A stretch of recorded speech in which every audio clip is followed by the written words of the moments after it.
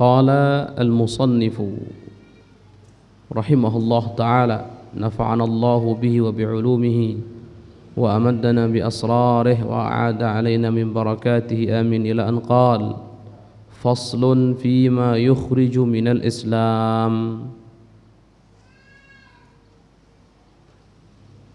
Fasal yang menjelaskan tentang perkara-perkara yang dapat mengeluarkan seorang muslim dari keislamannya, dari agama Islam.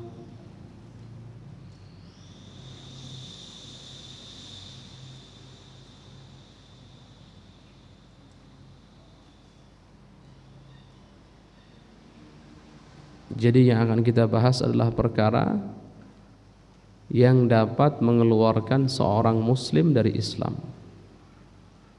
Artinya kalau sudah keluar dari Islam bukan muslim lagi.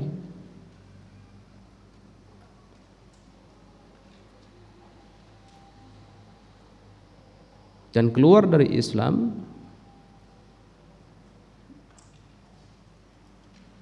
itu disebut dengan riddah. Orang yang keluar dari Islam disebut dengan murtad. Wal'iyadzu billah.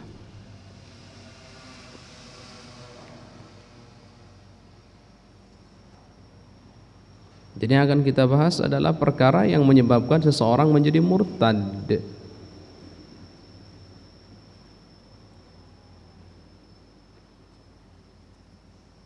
Ya. Jadi kalau keluar dari Islam namanya riddah. Orang yang keluar dari Islam disebut murtad. Yang akan kita bahas adalah perkara yang menjadi penyebab murtad atau kemurtadan bahasa Indonesianya ya.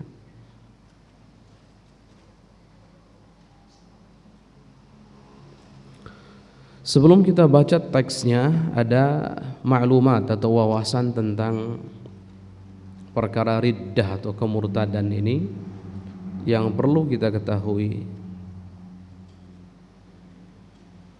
Pertama, perlu diketahui bahwasanya yang namanya ma'asi atau munkarat, perbuatan-perbuatan maksiat atau perbuatan-perbuatan mungkar itu tidak semuanya berada di satu level yang sama. Diperhatikan, tidak semuanya berada di satu level yang sama, berada di satu tingkatan yang sama.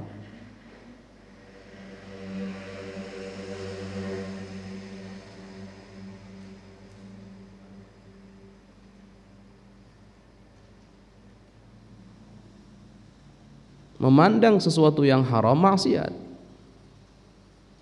tapi beda levelnya, beda tingkatannya dengan mencubit temannya, iseng begitu, beda.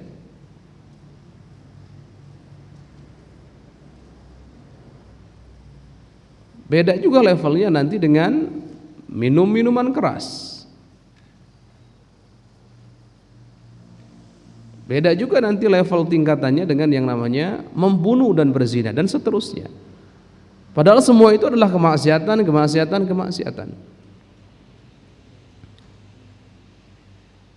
Diulangi, tidak semua kemaksiatan dan kemungkaran berada di level tingkatan yang sama.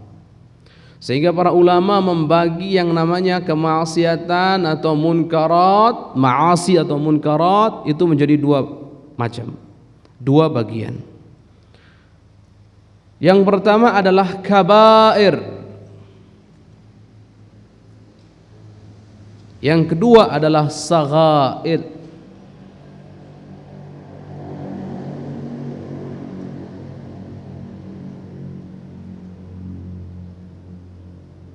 Kabair ini maksudnya adalah kemungkaran-kemungkaran atau kemaksiatan-kemaksiatan yang disifati dengan dosa besar. Artinya siapapun yang melakukannya berarti dia telah melakukan dosa besar. Kalau shaghair di bawah itu, karena sebetulnya tidak pantas kalau kita mengatakan dosa kecil, karena dosa itu tidak ada yang kecil. Karena dosa itu sekecil apapun cukup mengantarkan seseorang untuk ke neraka jahanam. Hanya levelnya berbeda begitu saja sudah. Jadi ada kabair, ini berarti perkara kemaksiatan, kemungkaran yang besar. Shaghair yang di bawahnya. Ya. Walaupun secara bahasa kecil sah saja. Hanya konotasi kecil ini sepertinya kurang enak, kurang pas. Seakan-akan kita meremehkan yang namanya dosa. Ingat, pembagian kepada kabair dan shaghair bukan untuk memilih dan untuk mengentengkan yang kecil, bukan. Bukan. Ini mentang-mentang wah maksiat kecil lakukan aja lah, nanti habis itu istighfar. Oh, tidak seperti itu.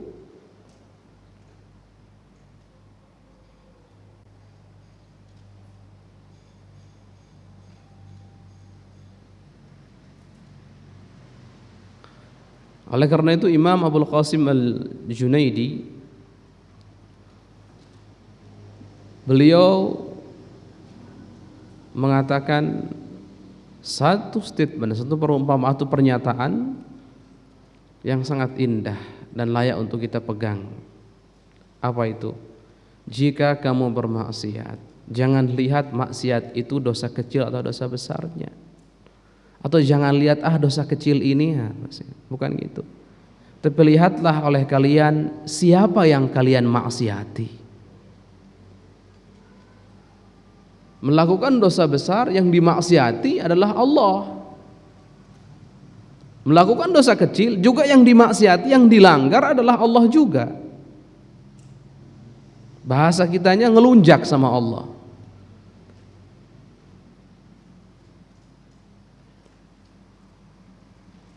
Yang jelas pembagian ini benar adanya, ada kabair, ada shaghair. Kabair ini yang besar-besar, shaghair yang di bawahnya. Nah sekarang yang namanya kemurtadan atau riddah ini ada di level mana? Ini ada di level mana? Di antara dosa besar yang disebutkan oleh Rasulullah dalam banyak hadis adalah al-isyrak billah, syirik kepada Allah, menyekutukan Allah, di antara dosa besar. Bahkan nomor satu itu. Sehingga para ulama mengatakan yang namanya kemaksiatan yang dibagi jadi dua tadi itu, dibagi jadi dua kabair dan shaghair, kepala atau pimpinan dosa besar kabair ini itu adalah kufur dan riddah. Jadi ini paling sifatnya sudah tergolong dalam kategori dosa-dosa besar, ini juga nomor satunya gitu. Kekufuran itu. Lebih lagi kata para ulama, kufur itu secara mutlak, kufur secara mutlak itu lebih ringan daripada kemurtadan. Jadi murtad nomor satu, rakam wahid sudah. Jadi urusan ngelunjak sama Gusti Allahnya, maksiat sama Gusti Allahnya, ngelanggar ini nomor satu. Kemurtadan nomor satu itu. Nah, paling jelek, paling buruknya kemaksiatan, paling gedenya dosa murtad.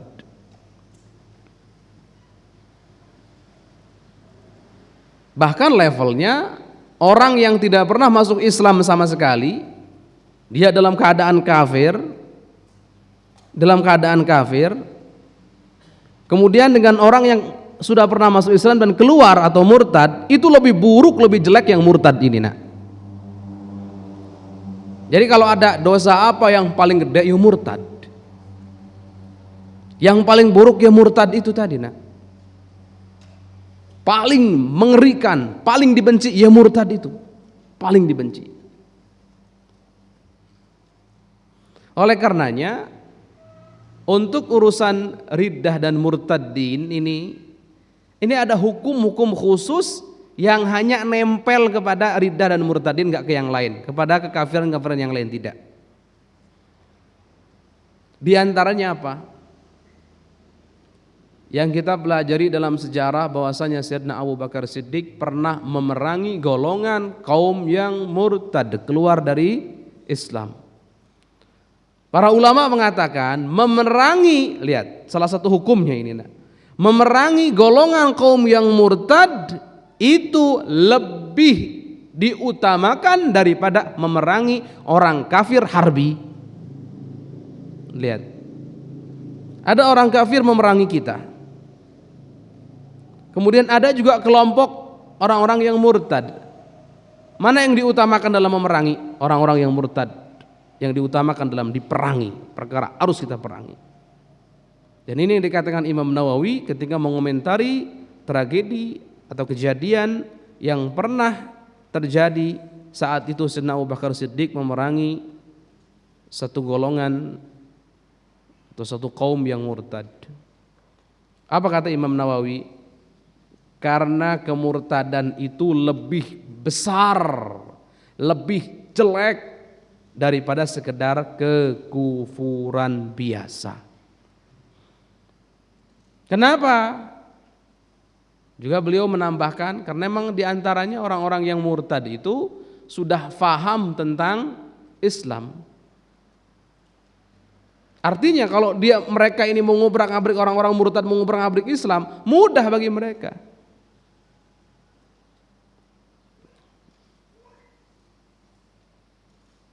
Itu di antara hukumnya.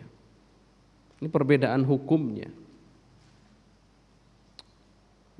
Mengerikan dan kemurtadan, wal iyadu billah. Makanya para guru-guru mulia kita itu kalau nyebut riddah langsung wal iyadu billah. Artinya mohon kepada Allah agar iman kita semuanya dijaga. Deh. Kemudian ingat,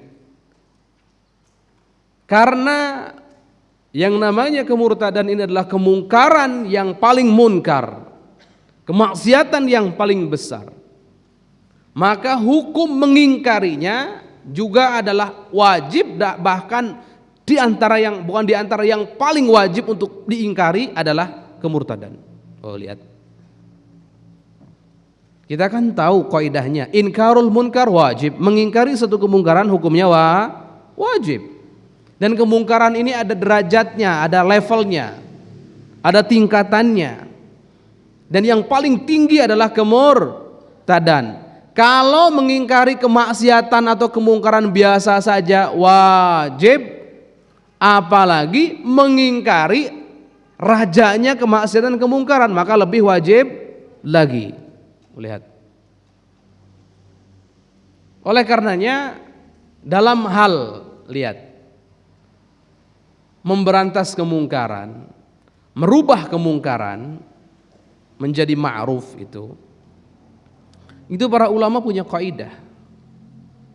Apa sih kaidahnya? Merubah kemungkaran itu, mengingkari dan merubahnya adalah wajib.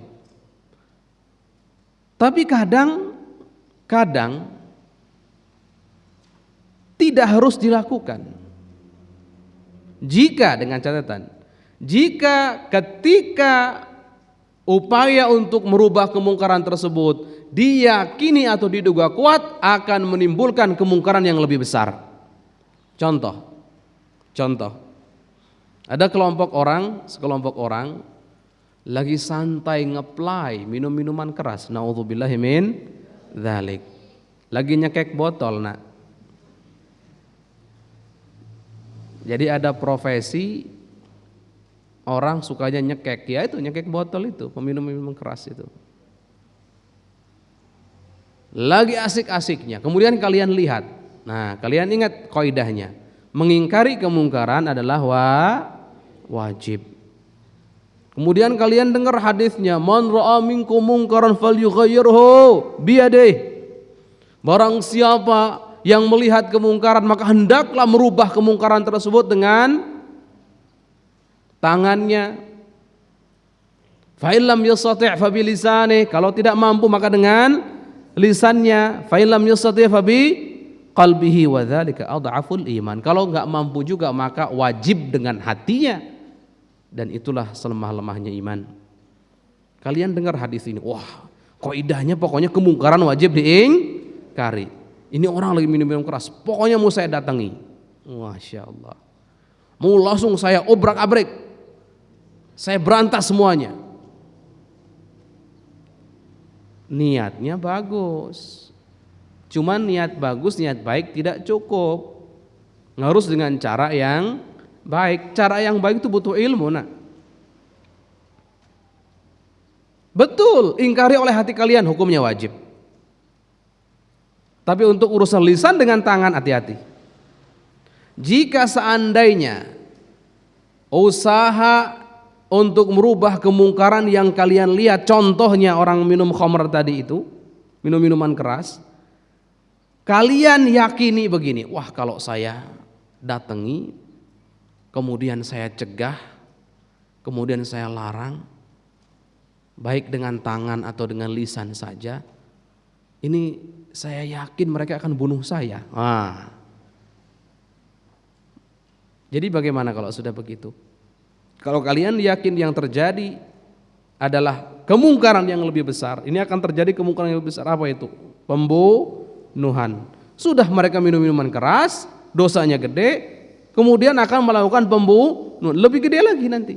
Terus bagaimana kalau begitu? Tidak wajib saat itu. Jelas? Tapi wajib mengingkari menggunakan hati. Artinya kemungkaran-kemungkaran biasa itu kadang tidak wajib untuk dirubah, bukan diingkari dengan hati. Kalau dengan hati wajib. Enggak ada tawar menawar, dengan hati wajib. Kadang kemungkaran-kemungkaran itu lihat, tidak wajib saat itu harus ingkari dengan lisan atau tangan, tidak. Karena faktor tertentu atau dalam keadaan tertentu. Contoh tadi, kalau kalian larang orang tadi itu yang minum minuman keras dengan lisan atau tangan kalian malah akan membunuh kalian, lebih baik kalian diam, ingkari dengan hati. Tunggu saat yang tepat untuk memberitahu mereka kebenaran. Ada strateginya. Kalau kalian yakin atau dugaan kuat, ketika kalian lerai, ketika kalian cegah mereka, malah mereka akan membunuh kalian. Contohnya, ini kemungkaran biasa, tapi ada satu kemungkaran yang nggak bisa ada tawar menawar. Apa itu? Nih, kemurtadan.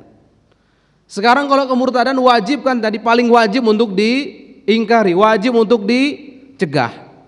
Sekarang kaidah tadi itu tidak berlaku. Kaidah apa? Kemungkaran harus lihat. Kemungkaran, kaidah pertama kemungkaran wajib diingkari. Kaidah kedua mengingkarinya dengan apa? Dengan tangan atau dengan lisan atau dengan hati. Kapan? Langsung. Tapi ada kalanya tidak harus langsung saat itu. Tapi cukup dengan hati. Kapan? Ketika kita yakin atau ketika kita punya dugaan kuat, sangat kuat, akan terjadi kemungkaran yang lebih besar. Nah, kalau kemurtadan tidak ada kemungkaran yang lebih besar daripada kemurtadan, maka sudah tidak ada tawar menawar urusan dengan kemurtadan itu sudah. Ini ada orang rusak agama, membuat sebagian daripada umat Islam murtad, kemudian ngomong, kalau saya larang takut ada kemungkaran, menimbulkan kemungkaran yang lebih besar. Apa? Kemungkaran yang lebih besar dari kemurtadan apa? Ini kaidah tidak berlaku di sini. Makanya kita punya kaidah likulli kaidah mustatsnan. Setiap kaidah itu ada pengecualiannya. Ini pengecualian dalam keadaan seperti ini. Jadi kalau urusan kemungkarannya adalah kemurtadan, sudah tidak ada yang ditakuti lagi sudah. Jangan ngomong takut menimbulkan kemungkaran yang lebih besar lagi, sudah tidak ada. Ini sudah level top, ini sudah paling ujung ini sudah. Terus bagaimana? Wajib diminta tobat. Siapa yang murtad wajib diminta tobat. Kemudian juga ulama menyebutkan jalan yang bijak juga. Bagaimana? Diajak diskusi. Orang yang murtadnya ini diajak diskusi. Barangkali murtad karena syubhat akidah contoh, atau syubhat dalam hal apapun, sehingga dia bisa keluar dengan sebab syubhat tersebut dari Islam. Contoh ini. Nah, jadi urusan dengan kemurtadan itu paling wajib, hukumnya paling wajib untuk diingkari. Sehingga kalian jangan heran, nak. Jangan heran kalau ulama-ulama kita itu kalau sudah ngomong tentang akidah, yang biasa tadi lemah lembut, tiba-tiba omongannya jadi tegas. Kalau sudah mengcounter aliran-aliran yang sesat jadi tegas. Dan ini pentingnya manhajiyah. Di sini kita butuh yang namanya manhajiyah. Sudah tahu ada orang Masya Allah di luaran sana mau merusak Islam, membuat orang-orang Islam jadi murtad. Kemudian kita diam-diam saja begitu. Padahal wajib untuk mengingkari. Dan cara mengingkarinya hati-hati. Cara mengingkarinya sudah tidak ada lagi kaidah takut menimbulkan kemungkaran yang lebih besar lagi. Sudah tidak ada itu. Ini kewajiban bersama, kewajiban para ulama, kewajiban para pemerintah. Untuk apa? Untuk mengusir yang namanya kemurtadan. Dengan cara apa? Potong sebab-sebabnya. Apa di antara sebabnya? Ini nih. Di antara sebabnya yang disebut oleh para ulama terjadinya kemurtadan, di antara penyebabnya yang pertama dan paling utama adalah dha'fu al-mustawa al-ilmi, lemahnya tingkatan keilmuan umat Islam secara umum, sehingga ketika terkena syubhat sedikit saja sudah mulai goyah imannya. Padahal yang namanya syubhat setiap saat dihembuskan oleh mereka musuh-musuh Islam. Baik yang berkaitan dengan akidah, berkaitan dengan sunnah, atau dengan fikih, dengan yang semuanya. Intinya bagaimana caranya Islam ini atau kaum muslimin goyah keimanannya sehingga keluar dari Islam. Makanya urusan begini udah wajib. Urusan dengan sesuatu yang akan membuat umat Islam menjadi murtad, awas, tidak bisa dianggap enteng dan tidak bisa ada kata santai, tidak. Wajib diberantas. Kemudian juga nanti begini, nak. Itu sebab yang pertama tadi apa? Dha'ful mustawa ilmi, lemahnya tingkatan keilmuan. Ini tugasnya siapa? Tugasnya para ulama, tugas para ajengan, tugas para ustadz, tugasnya kalian, nak. Bagaimana mendidik umat agar mereka memiliki bekal yang cukup dalam hal keilmuan, yang dengan keilmuan yang mereka miliki tersebut syubhat-syubhat tentang agama Islam, tentang akidah dan yang lainnya bisa ditepis dengan mudah. Tuh.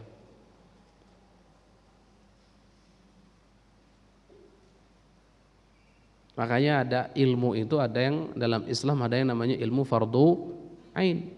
Di antara fardu ain apa? Ilmu akidah, yang dengan ilmu tersebut iman kita jadi benar. Bayangkan kalau akidah dia nggak tahu, nggak paham, cuman iya ikut-ikutan begitu saja, tiba-tiba dapat syubhat dari luar, kemudian diimani oleh dia, dipercaya, ya keluar dari Islam. Maka berbekallah, nak. Dan untuk para ustadz, ayo kita kompak sama-sama untuk menjaga umat Islam dari yang namanya syubhat yang bisa mengeluarkan mereka dari agama mereka, dari keyakinan mereka, keyakinan umat Islam, keyakinan yang benar.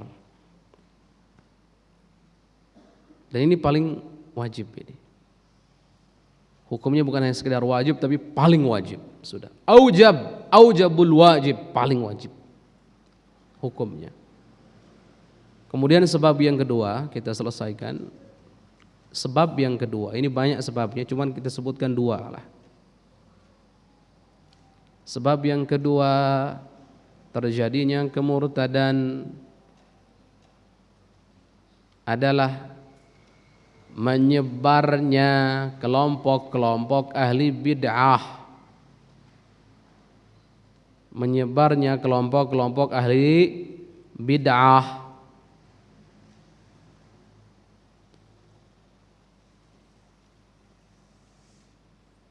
Ingat, menyebarnya kelompok-kelompok ahli bid'ah. Syiah lah, dengan liberalnya lah, dengan la madhabiyahnya lah. La madhabiyah itu nggak ngakui bermadhab dan seterusnya. Loh, kenapa bisa seperti itu? Kalau kita amati, kita cermati, di balik kelompok-kelompok ahli bid'ah ini, di belakangnya ada sesuatu. Ada pondasi atau ada tiang yang mereka sepakat. Mereka sepakat bertopang atau bersandar kepada tiang tersebut. Apa itu? Tiang apa itu namanya? Tiang at-ta'an bis salaf saleh. Apa itu?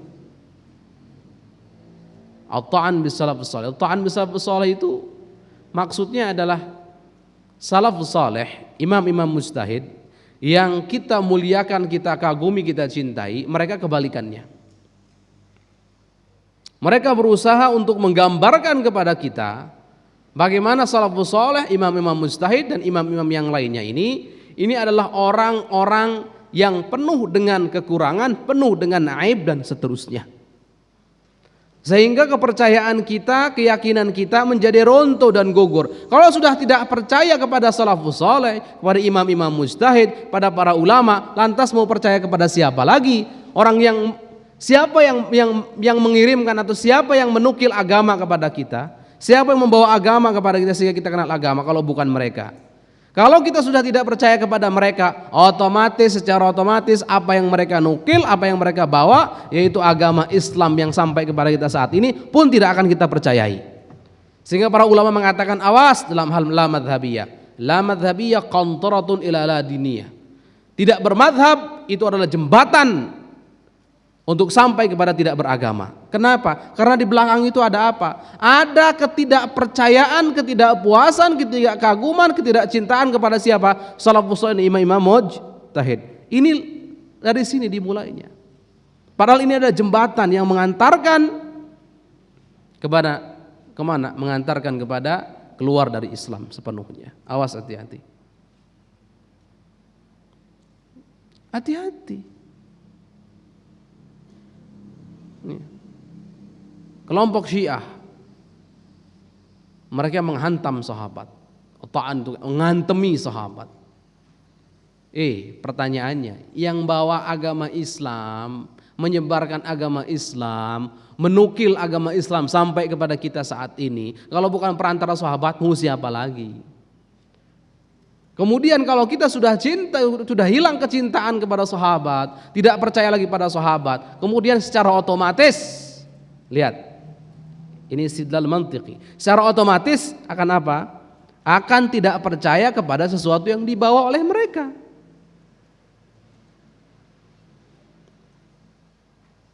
Karena sudah hilang rasa kepercayaannya, rasa kagum bangganya itu hilang.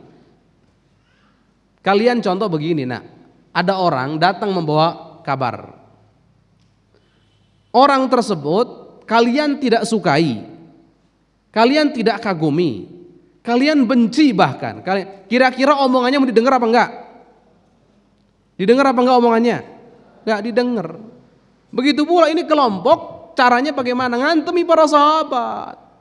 Diantemi para sahabat.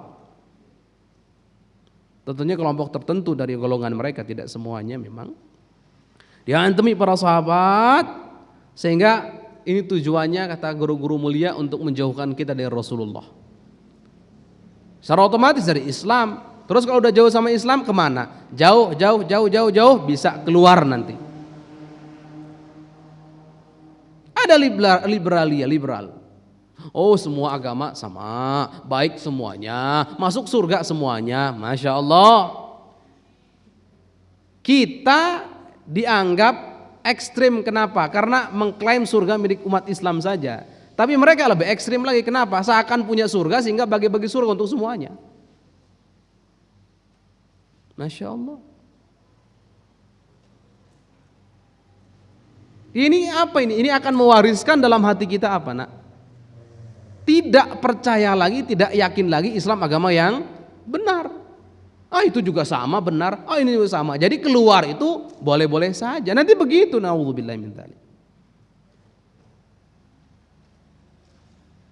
Kemudian berikutnya yang tidak bermadzhab, enggak usahlah bermadzhab itu, ngapain? Kan langsung lihat kitab sunnah kan selesai. Ajib bener. Lihat kitab sunnah selesai. Allah. Sudah apa imam manusia. Hum rijal wa nanhu rijal, masya Allah. Mereka rijal, kita juga rijal. Yang benar bukan begitu. Hum rijal wa antum real. Hati-hati. Jadi kelompok-kelompok ahli bid'ah ini juga adalah penyebab apa? Keyakinan memudar, keyakinan jadi rontok. Wal'iyadzubillah. Ya, jadi ini penting. Nah, kita akan mempelajari perkara yang penting. Ke depan kita akan mempelajari apa saja sih perkara-perkara yang bisa membuat orang menjadi murtad, seorang muslim menjadi murtad, artinya keluar dari Islam. Apa saja perkaranya? Yang jelas kita perlu ketahui. Inilah kenapa kita ngomong manhajiyah, ini penting. Nah, nggak punya manhaj itu dibawa ke sana sini. Ada golongan ini ikut sana, nggak kerasa sudah keluar dari Islam. Manhaj ini adalah benteng yang membentengi agar akidah kita tetap kuat murni. Bayangkan rumah tanpa benteng, ayam datang ke situ, ngotorin, bawa tai ayamnya, kan begitu. Kambing masuk juga ke situ, nanti bawa kotoran kambingnya. Besok kebo sama sapi masuk juga ke situ kotor, itu nggak jadi rumah lagi, nah rusak semuanya. Kita perlu benteng akidah, kita perlu yang namanya manhajiyah, tegas. Urusan dengan A kita sudah punya manhajiyah sendiri, urusan dengan B kita sudah. Kita katakan pada liberaliyah, mohon maaf, dan kita perangi. Bukan perang tuba golok, bukan. Perang ghazwul fikri, pemikiran. Situ ngomong, kita ngomong, kan begitu. Maka ini juga tugas para ulama, para ustadz, para kiai, para ajengan, para pengersa semuanya untuk bisa membentengi umat daripada akidah-akidah yang sesat menyesatkan. Kenapa? Karena memang akidah ini perlahan-lahan akan menyeret umat Islam keluar dari Islam. Ya, keluar dari Islam. Ini yang perlu diketahui. Allah.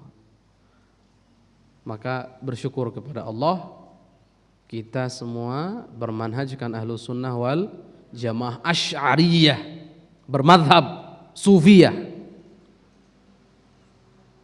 Ini harus bangga. Ini lebih dari ini sebetulnya. Kalau kita ingin bahas, kita perpanjang lebih dari ini. Kemudian ada satu sebelum kita selesaikan, yang perlu kita ketahui, dalam hal menghukumi orang yang murtad itu bukan perkara gampang. Si fulan murtad, enggak begitu, nak. Bukan perkara gampang. Semua orang silahkan menghukumi, tapi konsekuensi hukum, akibat daripada hukum ini boleh dilaksanakan ketika qadhi yang menghukumi.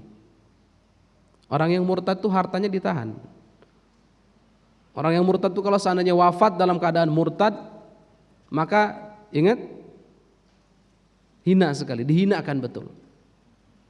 Bahkan orang murtad itu bukan sesuatu yang muhtaram, bukan, tidak termasuk sesuatu yang muhtaram mulia, tidak, sudah hina.